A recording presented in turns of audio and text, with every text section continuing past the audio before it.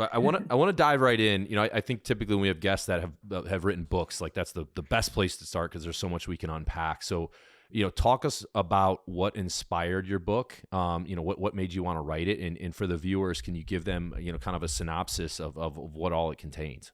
Yeah, so it's a two-part memoir series. I'm working on the second part right now. So the first one, Choose Strong, covers the first 18 years of my life.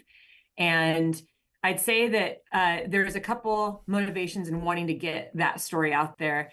One of, the title of the book, Choose Strong, is something that I often say. Another thing I often say is do the work.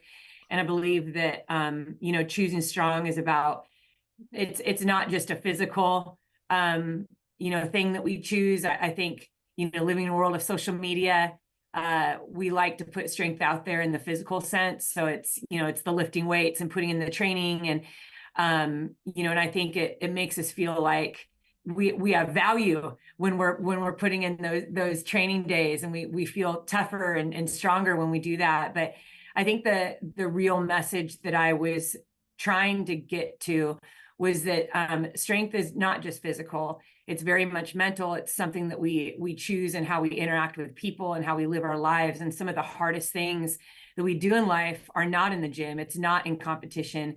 It's sometimes it comes down to forgiveness, walking through loss and tragedy.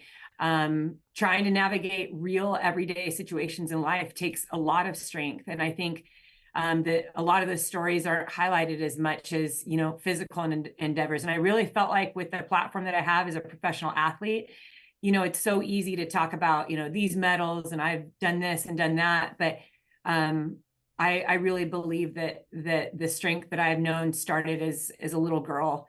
And I'm able to take that and apply it into my everyday life and especially in competition. So the story that I share in that book was one that was probably most shocking to everyone reading it because I didn't talk about it.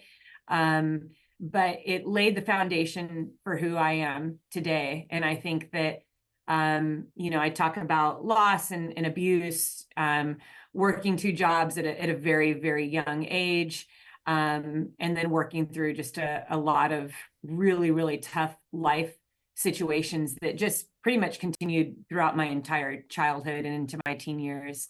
So the goal is to encourage other people to do the same in their life, to choose strong, and to know that no matter what life throws you, you can get through it. You're equipped for the life that you've been given, even if it feels really crappy. And was that kind of realization you made, like, was it gradual, or did something very specific happen where you kind of realized, okay, I have a choice here. I can choose to be strong. And, obviously that's the title of your book. Yeah. How did you evolve to adopt that mindset? I think so often that when I was in high school, my mom was diagnosed with terminal cancer. And I talk about this in the book. I was a freshman in high school. And, when you're hit with hard points in your life, I think there's a couple things that go on. One, you feel isolated in that. You feel kind of alienated, especially as a child, when, everyday life happenings are around sports and the boy that you like and what you're getting in this class. And it's, you think in your mind that it shouldn't feel so heavy and so hard. And I know at that time, I didn't feel like I could talk to anybody about it. None of my friends or anyone in school that I knew was going through what I was going through. I had an abusive father growing up too. And I also didn't have any friends that worked like I did. So a lot of points in my life, I felt alone. And growing up in the church, I remember people would say like one-liners to me, that, God doesn't give you anything that you can't handle. And, that this is going to matter one day, just, keep pushing forward. And when my mom died when I was 17, and then every month after her death, some pretty rough, tumultuous things continued to happen.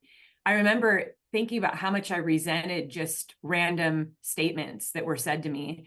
And as I grew older into my teens, into my 20s, I understood how powerful phrases are, motivational phrases that we just say them, and sometimes they can make us feel great for a couple days. Sometimes that's something we hold on to.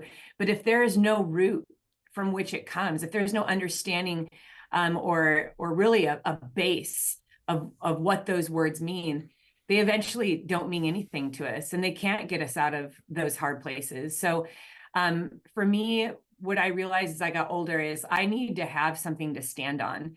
And I need to understand that that words are incredibly powerful, but they also have to be followed up with what is true and what is good and what is lasting, and they have to be proven. And so that's really where Choose Strong came from. I think I know I'm known in the community for being a bigger, more muscular endurance athlete. I talk about lifting all the time, but I really wanted to tell a story that that had roots. That strength is something that we get to choose. And when I turned 18, this is now less than a year after my mom passed away, my dad was arrested on campus at my high school, in front of my whole high school. And my sisters were taken to foster care. And this was in the midst of so many other life events that were happening. And I drove home by myself to a house that was once a family of 7, and I was all alone. And I remember just being furious and thinking, I've lived my whole life always having things be hard. Why is life worth continuing on? Because people keep telling me that it's going to get better, that all this is going to mean something, and all that it is greater and greater pain. So why should I keep moving on?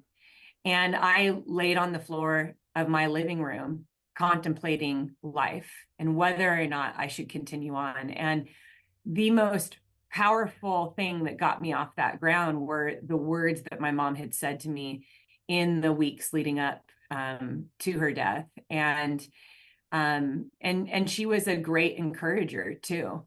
But she always encouraged me to keep going, to keep pursuing my dreams and whatever it is that was in my heart.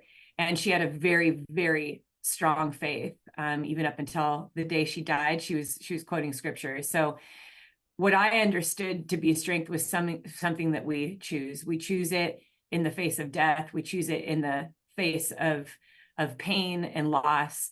And that was just the choice that I made. I'm going to get myself up off this ground and choose to continue living my life and choose to hope and believe that there actually is purpose in why I'm here.